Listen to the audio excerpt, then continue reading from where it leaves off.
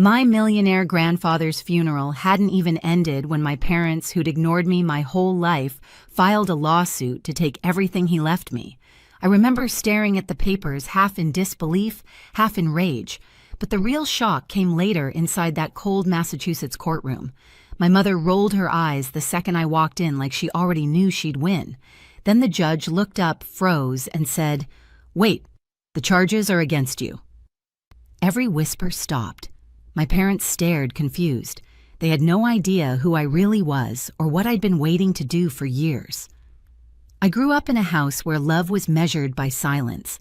My parents, Diane and Scott Morrison, lived 2 states away, but might as well have lived on another planet. They were the kind of people who sent postcards instead of phone calls, who showed up for Christmas only when a camera was around. When I was 3 months old, they left me with my grandparents just for a few weeks. Those weeks stretched into decades. My first memory isn't of my mother's perfume or my father's voice. It's of my grandmother Helen's kitchen. The smell of melting butter, the soft thud of her wooden spoon against the bowl, the sound of her laugh when I spilled chocolate chips everywhere. The best cookies have too much of everything she'd say. She never scolded me, never sighed like I was a burden. To her, I was just enough. My grandfather, Judge William Parker, was a man carved from discipline and kindness. Every evening, he'd walk in from the courthouse, still in his robe, set his briefcase down, and ask, "What did my favorite lawyer in training learn today?" I'd hold up my crayon drawings, and he'd study them like legal documents. I thought that's what all families were like until I started school. Other kids had parents at soccer games, at plays, at back-to-school nights. I had 2 empty chairs and a grandmother waving twice as loud to make up for it. When I asked why my parents didn't come, Grandma said, "They're busy with important things, sweetheart." I wanted to believe her. But even at 7, I could feel the gap widening like a crack in the wall no one wanted to fix. The few times they did visit, it was always the same. Diane would arrive in designer heels, kiss the air near my cheek, and spend the whole visit scrolling through her phone. Scott would stay outside, honking the car horn for her to hurry. I learned early that pretending was their favorite family tradition, but my grandparents never spoke badly of them. Grandpa used to say, "Justice isn't about revenge, Ava. It's about showing up." And he showed up for every scraped knee, every science fair, every graduation photo. When kids at school talked about inheritance or family businesses, I didn't think about money. I thought about his voice reading bedtime stories from law journals, the steady hum of the old heater in his office, and the way his eyes softened when Grandma laughed. Looking back, I see it clearly now. Love was presence, not promise. An absence was a choice. So when he died, when the will revealed he'd left everything to me, it wasn't greed that made my parents furious. It was exposure. The money didn't humiliate them. The truth did. And they'd rather destroy me than face what they'd done. The first crack appeared on a gray Thanksgiving morning when I was 18. I'd driven home from college to surprise Grandma. She was in the garden, knees in the dirt, planting tulip bulbs, even though the ground was half frozen. "Spring's worth the wait," she smiled. By sunset, she was gone, collapsed between the flower beds she loved. I found Grandpa sitting there hours later, still holding her gardening gloves. He didn't cry, he just stared at the soil, whispering her name like it might answer back. We buried her 3 days later. My parents showed up late left before the reception and never called after. That was the day I stopped making excuses for them. After that, Sundays became sacred. Grandpa and I cooked together his famous pot roast, my burnt cookies, and talked about law truth and how people hide behind appearances. He told me the law reveals who people really are, Ava. It strips away performance. I didn't know then how literal that lesson would become. Years passed. I graduated law school, became a prosecutor, and Grandpa watched every milestone with the same quiet pride. My parents sent a 2-line card, "Good job. Proud of you." That was their version of love. Then, at 87, Grandpa died in his sleep. The house felt colder without him, like the walls missed his voice. At the reading of his will, I expected maybe his books, his watch, something sentimental. Instead, the lawyer handed me everything the Brookline house, his savings investments over $3 million in total, and a sealed letter addressed only to me. It said, "You earned this not by blood, but by presence." I remember clutching that letter so tightly my hands shook. Finally, validation, not wealth truth. But then came the storm. 30 days later, Thomas, my colleague and closest friend, called from his office. His voice was careful, too careful. "They filed Ava. Filed what your parents. They're suing, claiming undue influence." I actually laughed. "They think I manipulated him. They're accusing you of controlling an old man for his money." That laughter turned into something sharp in my throat. Of course they were. Of course. That night, I drove to Brookline, unlocked Grandpa's study, and found a folder labeled simply Payments. Inside were decades of records, monthly transfers, to my parents' notes he'd written each time they asked for more. Diane requested increase Scott's business failing again. Page after page. Over $800,000 in total. He'd known this day might come. He'd prepared me for it. I sat there in the dark with the folder spread across the desk and whispered, "You saw them clearly, didn't you, Grandpa?" The anger burned low, steady and cold. They wanted to drag me into court. Good. They'd finally meet the woman they'd created. Thomas warned me the lawsuit would get ugly, but even he didn't know how far they'd go. Within a week, headlines started popping up in local papers, "Daughter accused of manipulating retired judge." The reporters didn't know my name yet, but I could already feel the whispers in the courthouse halls. The same colleagues who'd once nodded at me with respect now looked away. I remember sitting in my office late one night, the only light coming from my desk lamp, the hum of the city far below. On my screen were the scanned filings pages of lies dressed as grief. Ava Morrison exerted undue influence on her aging grandfather to secure control of his estate. They'd painted me as a predator, my own parents. For a moment, I almost believed their version of me. That's what family does to you. They convince you you're the villain for finally setting a boundary. I closed the laptop, my hands shaking, and reached for the box I'd brought from Grandpa's house. Inside were the payments, the bills, the messages he'd kept meticulously, proof of 20 years of silence disguised as dependence. I spread everything across the floor. Receipts, transfer slips, letters from my mother begging for just a little extra promises that never came true. Each page was a confession, and Grandpa had kept them all organized, labeled, dated. My pulse slowed. The chaos in my chest turned into something colder, sharper. When Thomas came by the next morning, he found me sitting on the floor, surrounded by stacks of evidence. "I guess we're going to war," I said quietly. He looked around at the papers, then at me. "You really want to do this?" "I don't want to," I said, "but they do. I'm just giving them what they asked for." That week, we built our case piece by piece. Witnesses, timelines, copies of every transfer, Grandpa's handwritten notes, his emails, his medical checkups, proving he was clear-minded until the end. It wasn't revenge, it was precision. The kind of justice he taught me to believe in. Still, the nights were the hardest. Some part of me, the daughter part, still wanted them to stop to apologize, to remember that I was their child. But that hope had died a long time ago, somewhere between unanswered birthday cards and forgotten graduations. By the time the trial date arrived, the fear was gone. In its place was something steadier, resolve. They'd wanted to face me in court. They just didn't realize whose courtroom they were walking into. The morning of the hearing, Boston was covered in sleet. The streets shimmered like broken glass, and my reflection in the courthouse window looked more like a stranger than a daughter. Inside, the marble floor echoed with every step I took, deliberate, steady. I could feel the eyes on me, the whispers.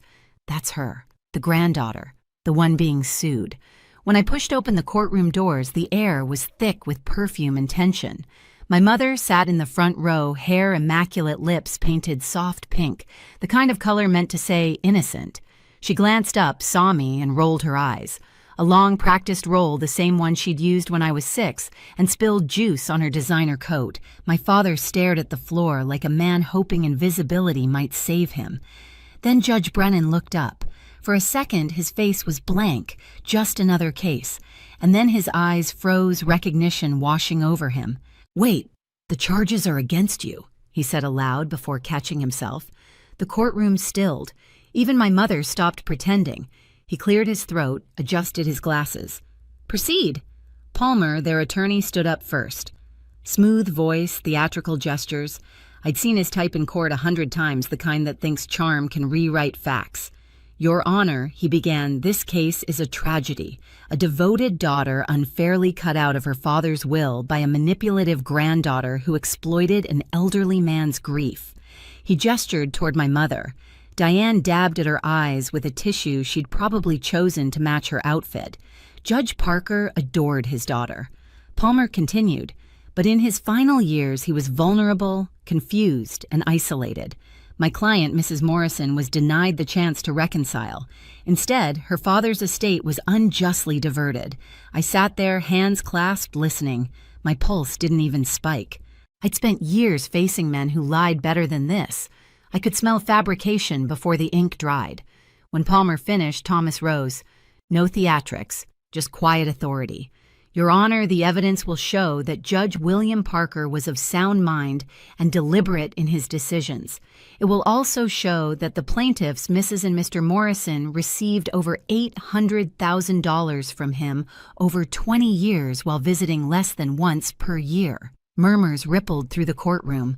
My mother's painted calm cracked just slightly.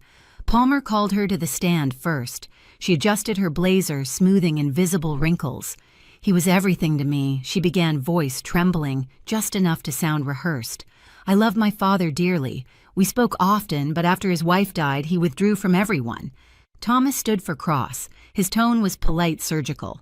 "Mrs. Morrison, according to your father's calendar, you visited 4 times in your daughter's first year of life.